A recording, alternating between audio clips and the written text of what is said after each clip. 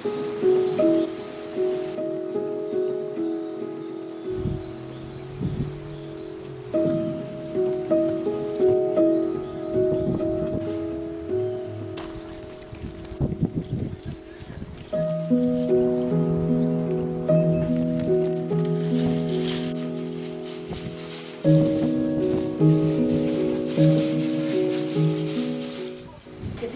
I am inviting you to come with me to the garden center where I will share some tips with you on how I'm creating flower combinations and choosing plants.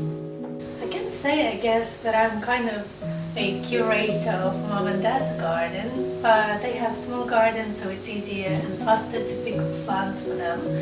But mostly I'm focusing on my garden because it's much bigger and takes a long time to create a final picture, but it's so much fun.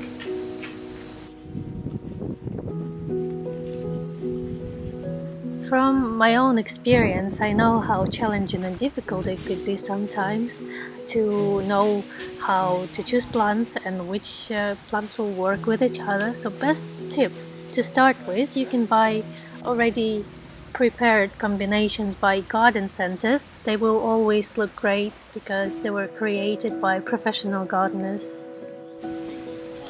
But if you can't find anything you like from the pre-made combinations, no worries, just pick up the trolley and think of your favorite colors and start walking through the garden center, picking up plants that you like, and you can actually see how they work with each other.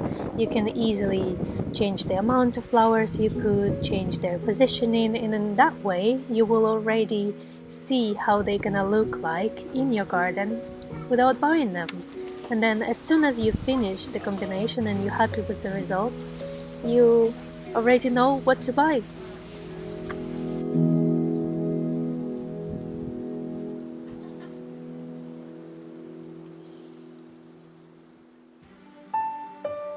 I personally love to go to the garden centers even if I'm not planning to buy anything, because I love to see what's growing at that particular time of the year, at that month, on that week, because garden centers change plants all the time, and sometimes you can find something that you never knew or heard about, and you can create your new flower beds just from getting inspiration from walking through the garden center.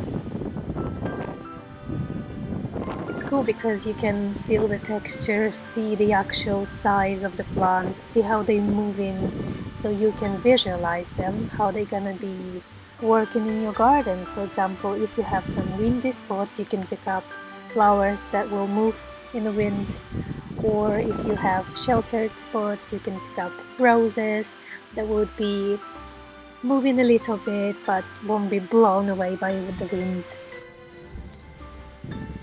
It's so easy when you're in a garden center to visualize how your garden could look like. You can look at the flowers, see how they change through the seasons, and then when you like something, just pick it up straight away because they will be gone and then you won't find it again and you will regret it. So even if I'm not planning to buy anything, but I see something that I know will work well, I will always buy it.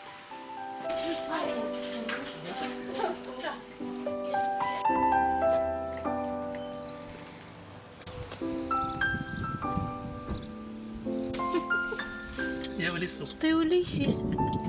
У лісі. Yeah. Let's go. When you think of what to plant in your garden, think of the long term. Think of the general picture of the flower bed. For example, I've planted these hydrangeas because I wanted to create a blue zone in my garden, but the hydrangeas are quite bare at the bottom, so when they're growing you can see a lot of soil. That's why I bought these small flowers that spread 60 centimeters all around them, so they will cover the soil and will create some blossom in the summer too.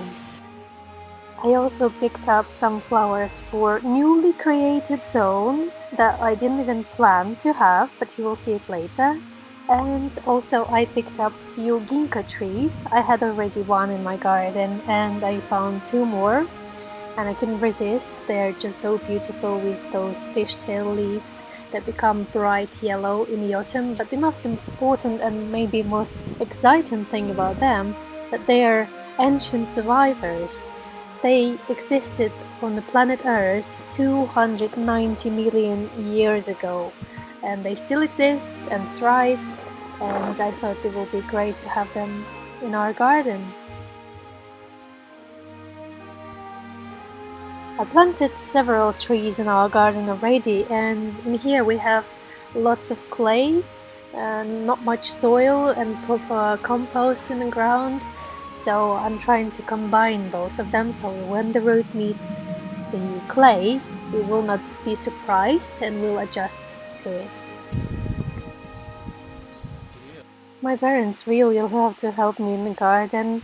Dad's usually driving a truck and helping me with watering plants or trimming the grass. Mom is helping me with maintaining the lawn and the flowers and planting them as well.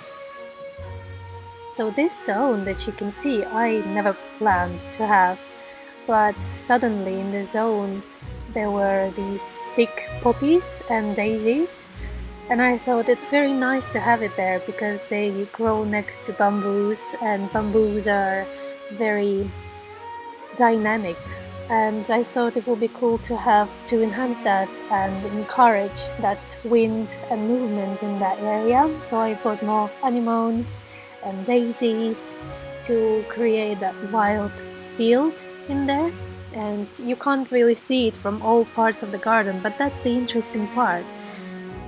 When you don't see everything at once and you have to explore the garden becomes more interesting and rich, and you have more nice spots to sit in the garden and different views at it.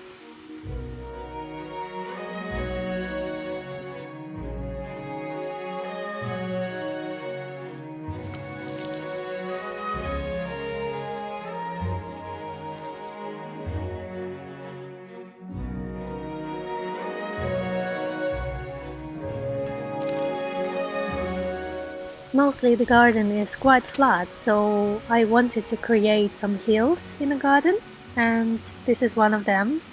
We're gonna start planting it properly in the autumn because it will be easier, but I just couldn't resist to start a little bit already. I think gardening is very good for your physical and mental health, and I love spending as much time as I can in the garden. It's sort of like a meditation for me.